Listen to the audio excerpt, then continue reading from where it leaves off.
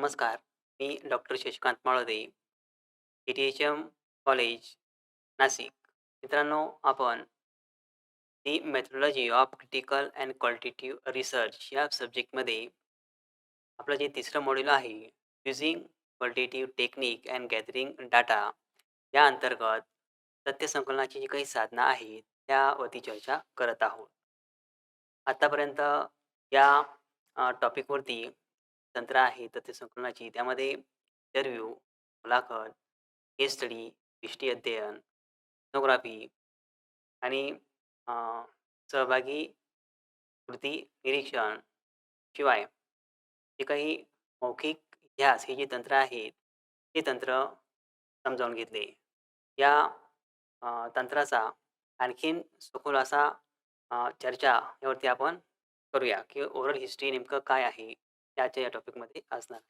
परंतु मागच्या लेक्चरमध्ये आपण तथ्यसंकलनाच्या मौखिक इतिहास म्हणजेच ओरल हिस्ट्री या तंत्राची ओळख करून घेतली, की कशाप्रकारे हे तंत्र उदयास आलं अथवा कशाप्रकारे या तंत्राचा वापर वेगवेगळ्या क्षेत्रामध्ये सामाजिक संशोधनाअंतर्गत तथ्य संकलन करण्यासाठी केला गेला अथवा या तथ्य संकलनाच्या तंत्राची सुरुवात 19व्या शतकाच्या मध्यात कशाप्रकारे होत गेली आणि सर्वच सामाजिक शास्त्रांमध्ये त्याचा वापर कशाप्रकारे केला गेला, हे आपण आत्तापर्यंत जाणून घेतले.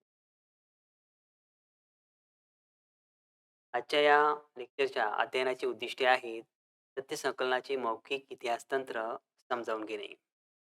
आता राहिलेला जो भाग होता, की तथ्य संकलन कशाप्रकारे केलं जात असतं या गुणात्मक संशोधन पद्धतीमध्ये, त्यात मौखिक इतिहास म्हणजेच ओरल हिस्ट्री कशाप्रकारे तथ्य संकलनासाठी सहाय्यक ठरतं, यावरती आज आपण चर्चा करणार आहोत. मौखिक इतिहासाचा वापर 1980 मध्ये इतिहास व आठवणी यांच्यातील सहसंबंधातील उदयामुळे त्या प्रमाणावर होऊ लागला. आठवण ही मौखिक इतिहासाचा एक खूप मोठा आधार आहे. आठवण हे सामाजिक उत्पादनाचे प्रभावी साधन मानता येते. कारण आठवणीतून दैनंदिन जीवनातील काळ व वर्तमान काळ यांना जोडणारे ज्ञान तयार होते. पहा की 1980 मध्ये जेव्हा हे तंत्र अधिक विकसित झालेलं होतं, तेव्हा त्यामध्ये इतिहास म्हणजे आणि या इतिहासात घडलेल्या घडामोडीमध्ये ज्या आठवणी होत्या, त्याच्यामध्ये काय सहसंबंध आहे, हे जाणून घेण्याचा प्रयत्न हा होऊ लागला. आणि आपण हे पण जाणून घेतलेलं आहे, की मौखिक इतिहासामध्ये घटनेशी संबंधित असलेले साक्षीदार वा त्यांनी ती घटना अनुभवलेली आहे, अशा व्यक्तींच्या आठवणींवर आधारित हा मौखिक इतिहास जाणून घेण्याचा प्रयत्न होत असतो. म्हणून त्या व्यक्तीच्या स्मृतीवर आधारित आठवण जी आहे, ही आठवण मौखिक इतिहासाचा एक खूप मोठा आधार मानला जात असतो. आणि ते सामाजिक उत्पादनाचे एक महत्त्वाचे, प्रभावी असे साधन देखील मानता येते. कारण आठवणींच्या द्वारे दैनंदिन जीवनातील काळ व वर्तमान काळ यांना विशिष्ट प्रकारे जोडणारे नवीन ज्ञान तयार होत असते. की व्यक्तीने भूतकाळात काय अनुभवलेलं आहे आणि आता परिस्थिती सध्या कशी आहे, यामध्ये खूप मोठ्या प्रमाणात बदल झाल्याचं आपल्याला दिसून येतं. आणि व्यक्ती जेव्हा त्या घटनेबाबत सांगत जातो, तेव्हा एक ज्ञान त्याबाबत तयार होत असल्याचं आपल्याला दिसून मौखिक इतिहास पद्धतीमुळे दुर्लक्षित घटकांची जाणीव, संवेदना समजून घेण्यासाठी मदत होते. मौखिक इतिहास हा सत्ताधारी घटकाकडून न येता तो थेट भोगलेल्या व्यक्तीच्या तोंडातून बाहेर येत असतो.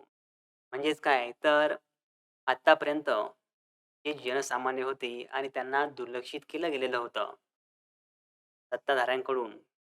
म्हणजे भूतकाळात एखादी घटना घडली, तर ती घटना फक्त सत्ताधाऱ्यांसाठी ज्यांचा प्रत्यक्ष अंमल होता अथवा ज्यांचा वावर होत असायचा, अशा व्यक्तींसाठीच महत्त्वाची मानली जात असायची आणि जनसामान्यांना त्यांना गृहीत धरलं जात नसायचं. तेव्हा या दुर्लक्षित घटकांची जाणीव, संवेदना समजून घेण्यासाठी खूप मोठ्या प्रमाणात या मौखिक इतिहासामुळे मदत होत असते. अ, बघा की बऱ्याचदा जे वंचित घटक असतात, त्यामध्ये स्त्रिया, अ, लहान मुले, वयोवृद्ध, कामगार वर्ग, अल्पसंख्याक या सर्वांचा समावेश होतो.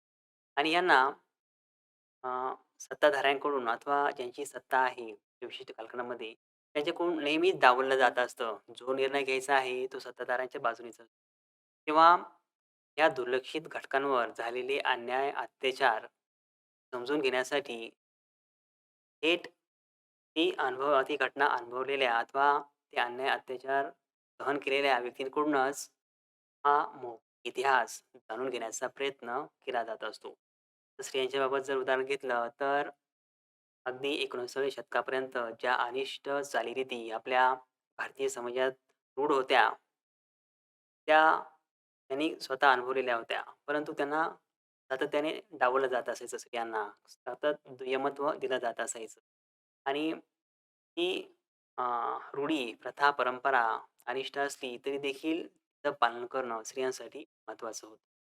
मात्र जेव्हा समाज सुधारकांनी याबाबत आवाज उठवला आणि ती कायद्याने बंद केली प्रथा अमानुषाच्या, तेव्हा स्त्रियांचं याबाबतचं जे मत होतं, जे अनुभव तो कशा प्रकारचा होता, हे आपल्याला मौखिक इतिहासाच्या माध्यमातून सहजपणे जाणून घेता येत असतं. या संदर्भात क्लक हे जे विचारवंत आहे, त्यांनी असं म्हटलंय, की ज्या स्त्रियांनी औपचारिक शिक्षण घेतले नाही किंवा ज्या स्त्रियांना संवाद साधण्यास जमत नाही, त्या स्त्रियांची माहिती घेण्यासाठी व त्यांना सशक्त, सक्षम बनवण्यासाठी मौखिक इतिहास एक महत्त्वाचे साधन आहे. अ, बऱ्याचदा असं होतं, की शिक्षणाची संधी स्त्रियांना मिळत म्हणजे आजच्या काळात नाही तर पूर्वीच्या काळात जर काही विचार केला तर आपल्याला असं दिसतं, की त्या स्त्रियांनी औपचारिक शिक्षण घेतलेलं नाही आणि का घेतलं नाही तर त्यासाठी समाज देखील कारणीभूत होता अथवा त्या समाजाची मूल्य, प्रथा, परंपरा या देखील जबाबदार होत्या, की स्त्रियांचं कार्यक्षेत्र फक्त घरापुरतं चूल आणि मूल इतकंच बंदिस्त. म्हणूनच त्या कायम डावलल्या गेल्या आणि शिक्षणाच्या प्रवाहात, त्या औपचारिक शिक्षणाच्या प्रवाहात त्यांना सहजासहजी लवकर येता आलं नाही. नंतर मात्र काळ बदलला, समाजसुधारकांच्या प्रयत्नात झाल्या. पण ज्या स्त्रियांनी औपचारिक शिक्षण नाही अथवा शिक्षण न घेतल्यामुळे ज्या संवाद साधण्यास अशा सक्षम नसतात, अशा स्त्रियांची माहिती घेण्यासाठी आणि त्यांच्यामध्ये सक्षमीकरण घडवून आणण्यासाठी एक इतिहास हे एक महत्त्वाचे तंत्र ठरत असतं, की भूतकाळात त्यांनी काय अनुभवलेलं आहे, कशाप्रकारे अनुभवलेलं आहे. आता काळ बदलला, तर त्यांना याबद्दल काय वाटतं, त्यांचा अनुभव काय होता, हे आपण सहज या मौखिक इतिहासाच्या तंत्राच्या माध्यमातून तथ्यसंकलन करू शकतो. कोणताही घटक जसा व्यापक बनत जातो, तसतसं त्याच्या विकासाच्या मार्गात आव्हानेही निर्माण होत जातात.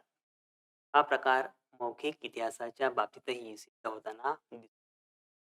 जेव्हा की कुठलीही पद्धती, कुठलेही तंत्र जेव्हा विकसित होत जाते, त्या तंत्राला विरोध हा होत असतो अथवा त्यावरती काही आक्षेप हे जात असतात.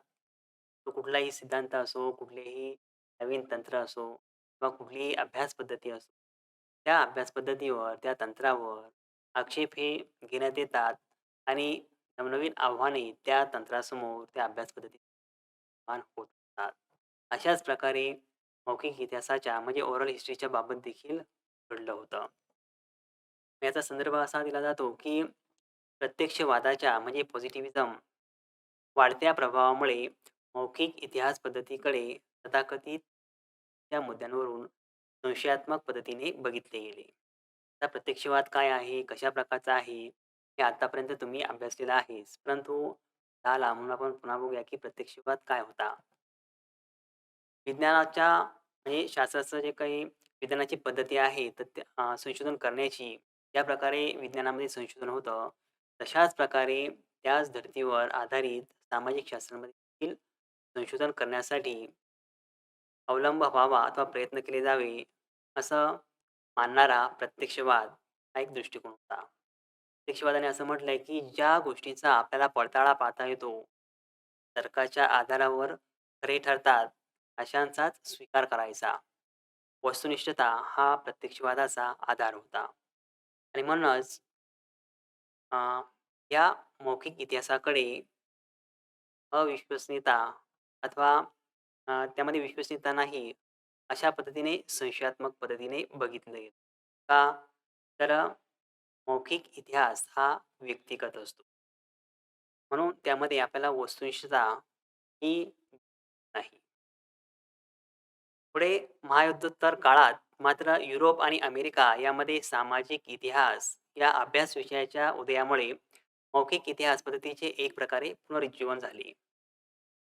तेच काय तर जे आक्षेप प्रत्यक्षवादाने या मौखिक इतिहास या तंत्राबाबत घेतले होते, या तथ्यसंकलनाच्या पद्धतीबाबत घेतले होते, ते मात्र नंतरच्या काळात हळू नष्ट होऊ लागले.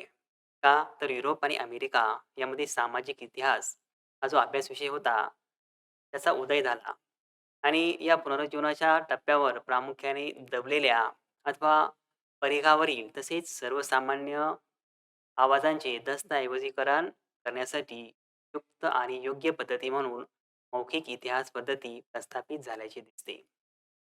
हे या सामाजिक इतिहास या विषयाच्या अंतर्गत जो अभ्यास करण्यात येत होता, दबलेल्या लोकांचा म्हणजे ज्यांना त्या घटनांपासून अलग करण्यात आलं होतं अथवा त्यांना त्याबद्दल काही बोलू दिलं गेलं नाही आतापर्यंत. अशा दबलेल्या अथवा परिघावरील आणि सर्वसामान्य व्यक्तींच्या आवाजांचं दस्तऐवजीकरण करण्यासाठी हे तंत्र अतिशय उपयुक्त ठरू लागलं. त्यांना भूतकाळात घडलेली घटना काय होती? कशाप्रकारे त्यांनी अनुभवली? तिचा जो वृत्तांत त्यांनी केला साक्षीदारांनी, तर तो या तंत्राच्याद्वारे केल्याचं आपल्याला दिसून येतं आणि म्हणूनच मौखिक इतिहास पद्धती ही हळू विकसित होत गेली. या प्रत्यक्षवादाने मौखिक इतिहासावर टीका करताना म्हटले, की मौखिक इतिहास पद्धती वापरताना राजकीय दृष्टिकोन बळावू शकतो. शिवाय वस्तुनिष्ठता आणि व्यक्तिनिष्ठतेच्या पातळीवर प्रत्यक्षवादाने प्रश्न देखील उपस्थित केला. कारण मौखिक इतिहासाद्वारे अशा व्यक्तीची माहिती घेतली जाते, ज्या बऱ्याचदा मृत असतात. म्हणजे यात असं होतं, की राजकीय दृष्टिकोनातून त्या घटनेचा वृत्तांत हा दिला जाऊ शकतो.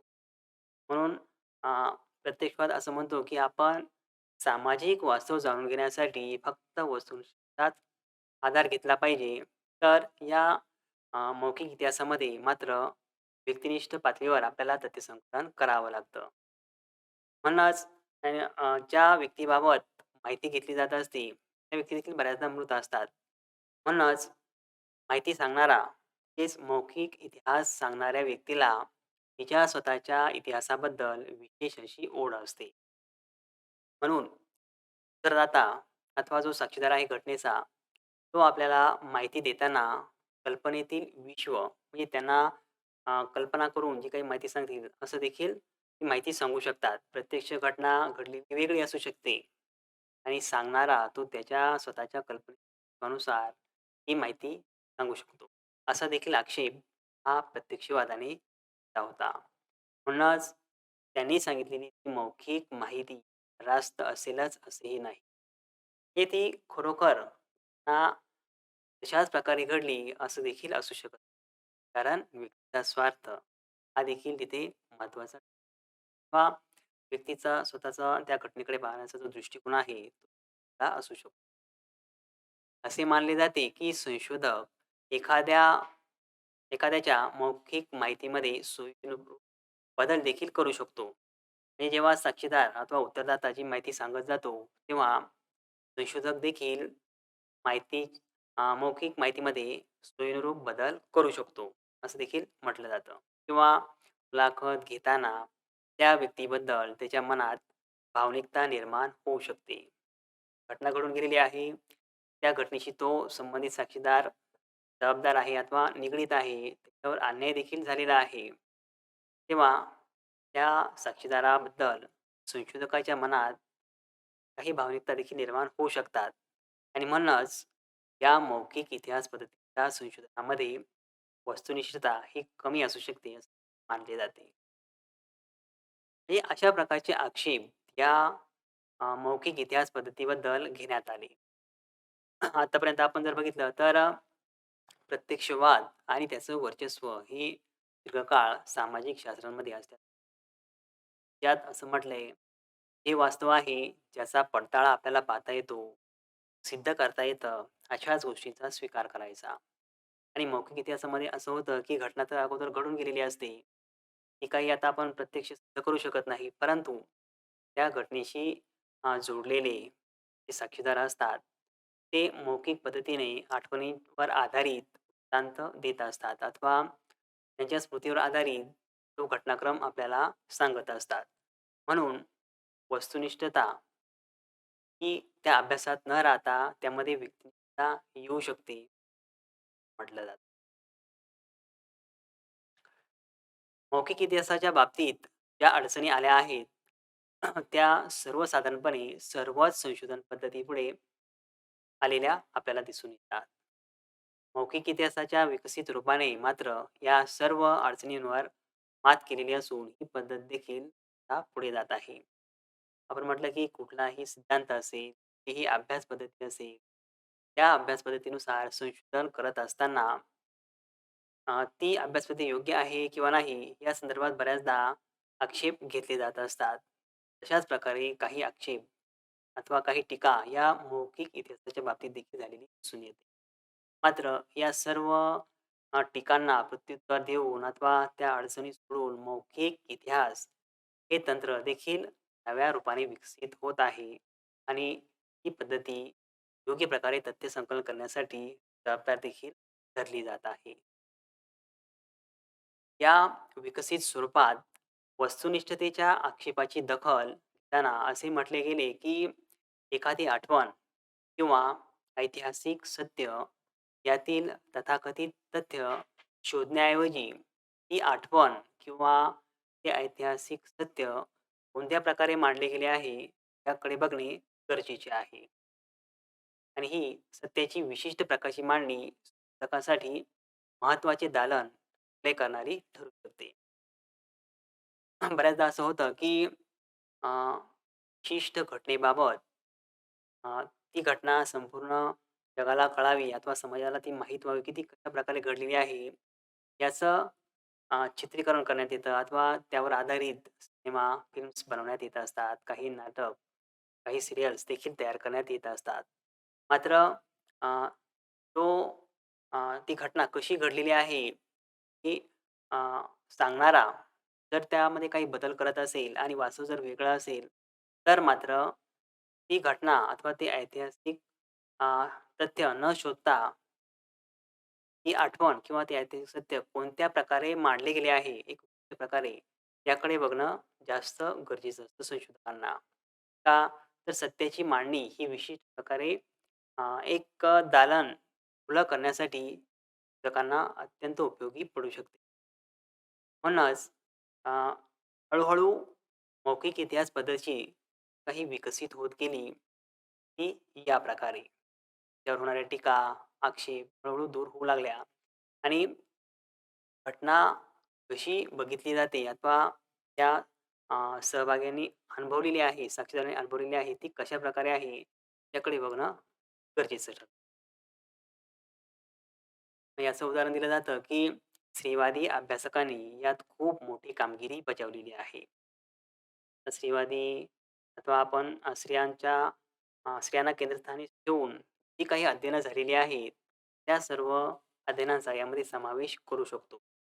म्हणूनच स्त्रीवादी अभ्यासकांनी असे म्हटले आहे, की प्रत्यक्षवादाने वा इतर पारंपरिक संशोधन पद्धतीमध्ये गृहीत धरलेल्या तथाकथित वस्तुनिष्ठतेमुळे स्त्रियांचा तसेच इतर परिघावरील समूहांचा इतिहास पुढे आला नाही.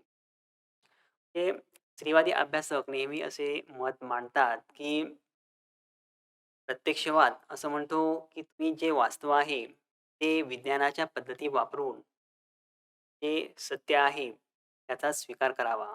अन्यथा अ, ते अस्वीकार्य करावं असं म्हटलं जातं.